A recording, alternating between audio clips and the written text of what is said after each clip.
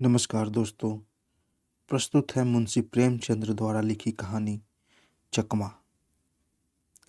सेठ चंदूमल जब अपनी दुकान और गोदाम में भरे हुए माल को देखते थे तो मुंह से ठंडी सांस निकल जाती। यह माल कैसे बिकेगा? बैंक का सूद बढ़ रहा है, दुकान का किराया चढ़ रहा है, कर्मचारियों का वेतन बाकी पड़ता जा रहा है। ये सभी रकमें गांठ से देनी पड़ेगी। अगर कुछ दिन यही हाल रहा तो दिवाले के सिवा और किसी तरह जान न बचेगी। तिस पर भी धरने वाले नित्य सिर पर शैतान की तरह सवार रहते हैं। सेठ चंदूमल की दुकान चांदनी चौक में दिल्ली में थी। मुसफिल में भी कई दुकानें थी। जब शहर कांग्रेस कमेटी ने उनसे बिलियाती कपड़े की खरीद और बिक्री के विषय में प्रतीक्षा करनी चाहिए तो उन्होंने कुछ ध्यान न दिया। बाजार के कई आढ़तियों ने उनकी देखा देखी प्रतिज्ञा व्रत पर हस्ताक्षर करने से इनकार कर दिया। चंदूमल को जो नेतृत्व कभी न नसीब हुआ था वह इस अवसर पर बिना हाथ पैर हिलाए ही मिल गया। वे सरकार के बौखलाए से साहब बहादुरों को समय समय पर डालिया नजर देते थे। पुलिस से भी घनिष्ठता थी। म्युनिसिपैलिटी के सदस्य भी थे। कांग्रेस के व्यापारिक कार्यक्रम का विरोध करने के अमन सभा के कोषाध्यक्ष बन बैठे। यह इसी खैर ख्वाही की बरकत थी। युवराज का स्वागत करने के लिए अधिकारियों ने उनसे 25,000 रुपये के कपड़े खरीदे। ऐसा सामर्थी पुरुष कांग्रेस से क्यों डरे? कांग्रेस है किस खेत की मूली? पुलिस वालों ने भी बढ़ावा दिया। मुआहिदे पर हरगिज दस्तखत न कीजिएगा। देखे ये लोग क्या करते हैं।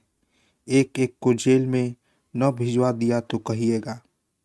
लाला जी के हौसले बढ़े। उन्होंने कांग्रेस से लड़ने की ठान ली।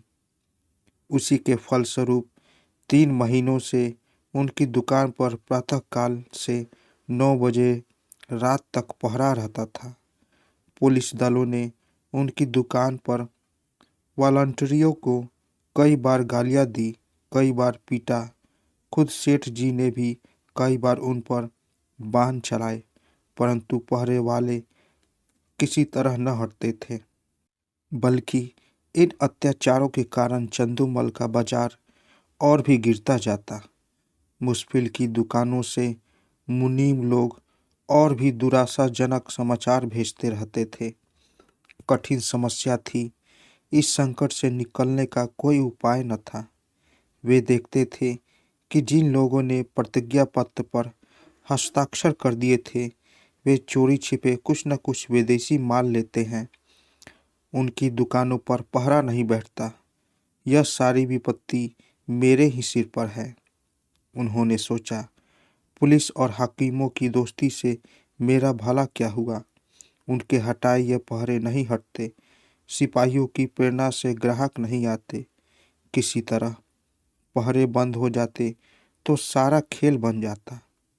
इतने में मुनीम जी ने कहा, लाला जी यह देखिए, कई व्यापारी हमारी तरफ आ रहे हैं। पहरे वालों ने उनको न जाने क्या मंत्र पढ़ा दिया था। सब चले जा रहे हैं। चंदूमल अगर इन पापियों को कोई गाली मार देता तो मैं बहुत खुश होता। यह सब मेरा सर्वनाश करके दम लेंगे। मुनीम कुछ हेठी तो होगी। यदि आप प्रतीक्षा पर हस्ताक्षर कर देते तो यह पहरा उठ जाता। तब हम भी यह सब माल किसी न किसी तरह खपा देते। चंदूमल मन में तो मेरे भी यह बात आती है, पर सोचे अपमान कितना होगा। इतनी हेकड़ी दिखाने के बाद भी झुका नहीं जाता।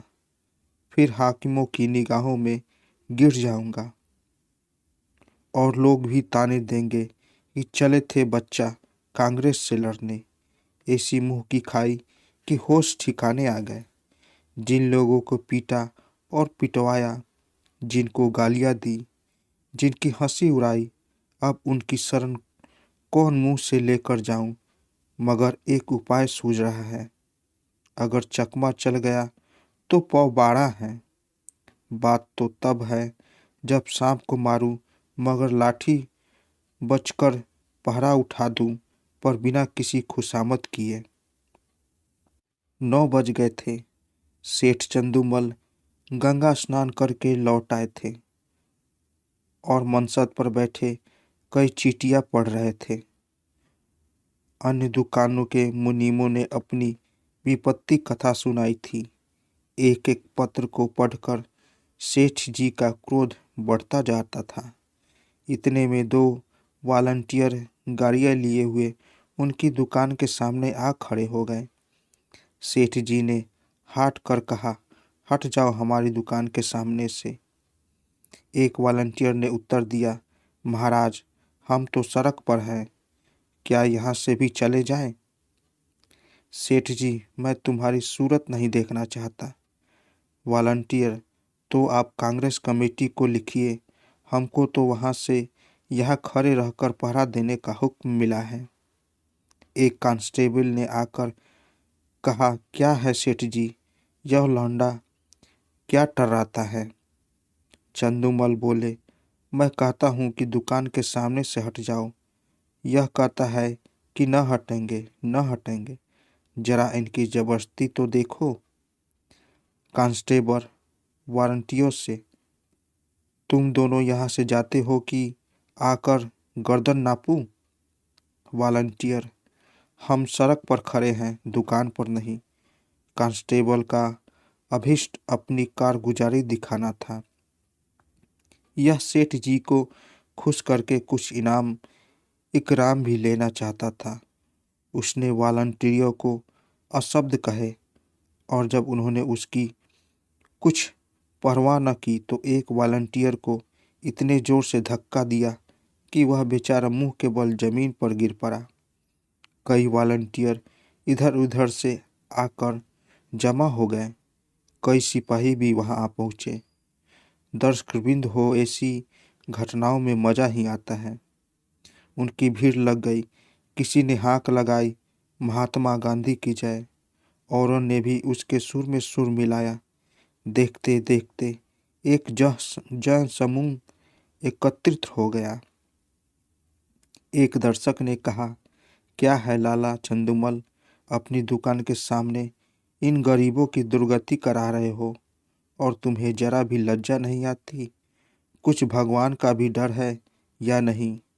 सेठ जी ने कहा, मुझसे कसम ले लो, जो मैंने किसी सिपाही से कुछ कहा हो, ये लोग अनायास बेचारे के पीछे पड़ गए, मुझे शेत में बदनाम करते हैं। एक सिपाही, लाला जी आप ही ने तो कहा था कि ये दोनों वॉलंटियर मेरे ग्राहकों को छेड़ रहे हैं, अब आप निकल जाते हैं। चंदूमल, बिल्कुल झूठ, सरासर झूठ, 16 आने झूठ। तुम लोग अपनी कारगुजारी की धुन में इनसे उलझ पड़े। यह बेचारे तो दुकान से बहुत दूर खड़े थे, न किसी से बोलते थे न चालते थे। तुम्हारी जबरदस्ती ही इन्हें गर्दनी देनी शुरू की। मुझे अपना सौदा बेचना है, किसी से लड़ना नहीं है। दूसरा सिपाही, लाला जी हो बड़े होशियार, मुझसे आग लगवाकर आप अलग हो गए। तुम न कहते हो तो हमें क्या पड़ी थी, इन लोगों को धक्के देते। दरोगा जी ने भी हमको ताकीद की कर दी थी कि सेठ चंदूमल की दुकान का विशेष ध्यान रखना, वहाँ कोई वॉलंटियर ना आए। तब हम लोग आए थे, तुम फरियाद न करते तो दारोगा जी तैनाती ही क्यों करते? चंदूमल, दारोगा जी को अपनी कारगुजारी दिखानी होगी, मैं उनके पास क्यों फरियाद करने जाता? सभी लोग कांग्रेस के दुश्मन हो रहे हैं, थाने वाले तो उनके नाम से ही जलते हैं। क्या मैं शिकायत करता तभी तुम्हारी तैनाती करते? इतने में से किसी ने थाने में इत्तला की कि चंदूमल की दुकान पर कांस्टेबलों और वॉलंटियरों में मारपीट हो गई। कांग्रेस के दफ्तर में भी खबर पहुंची। जरा देर में मैं सशस्त्र पुलिस के थानेदार और इंस्पेक्टर साहब आ पहुंचे। उधर कांग्रेस के कर्मचारी भी दल बल सहित दौड़े। समूह और बढ़ा। बार बार जयकार की ध्वनि उठने लगी। कांग्रेस और पुलिस के नेताओं में वाद विवाद होने लगा। परिणाम यह हुआ कि पुलिस वाले ने दोनों को हिरासत में ले लिया और थाने की ओर चले। पुलिस वाले अधिकारियों के जाने के बाद सेठ जी ने कांग्रेस के प्रधान से कहा, आज मुझे मालूम हुआ कि ये लोग वॉलंटियरों पर इतना घोर अत्याचार करते हैं। प्रधान, तब तो 2 वॉलंटियरों को का फंसना व्यर्थ ही नहीं हुआ। इस विषय में अब तो आपको कोई शंका नहीं। हम कितने लड़ाकू, कितने द्रोही, कितने शांति भंगकारी हैं, यह तो आपको खूब मालूम हो गया होगा। चंदूमल, जी हाँ, मालूम हो गया। प्रधान, आपकी शहादत तो अवश्य ही होगी। चंदूमल, होगी तो मैं भी साफ साफ कह दूंगा, चाहे बने या बिगड़े, पुलिस की शक्ति अब नहीं देखी जाती। मैं भी भ्रम में पड़ा हुआ था। मंत्री पुलिस वाले आपको दबाएंगे बहुत। चंदूमल, एक नहीं 100 बार दबाए पड़े, मैं झूठ कभी न बोलूँगा। सरकार उस दरबार में साथ न जाएगी। मंत्री, अब तो हमारी लाज आपके हाथ है। चंदूमल, मुझे आप देश का द्रोही न पाएंगे। यहाँ से प्रधान और मंत्री तथा अन्य पदाधिकारी चले तो मंत्री जी ने कहा, आदमी सच्चा जान पड़ता है। प्रधान सचिव भाव से, कल तक आप ही सिद्ध हो जाएगा। शाम को इंस्पेक्टर पुलिस ने लाला चंदूमल को थाने में बुलाया और कहा, आपको शहादत देनी होगी, हम आपकी तरफ से बेफिक्र हैं। चंदूमल बोले, हाजिर हूँ। इंस्पेक्टर वॉलंटियरों ने कांस्टेबलों को गालियां दी। चंदूमल, मैंने नहीं सुनी। इंस्पेक्टर, सुनी या न सुनी यह बहस नहीं है। आपको यह कहना होगा, वह सब खरीदारों को धक्के दे रहा था, हाथापाई करते थे, मारने की धमकी देते थे। ये सभी बातें कहनी होगी।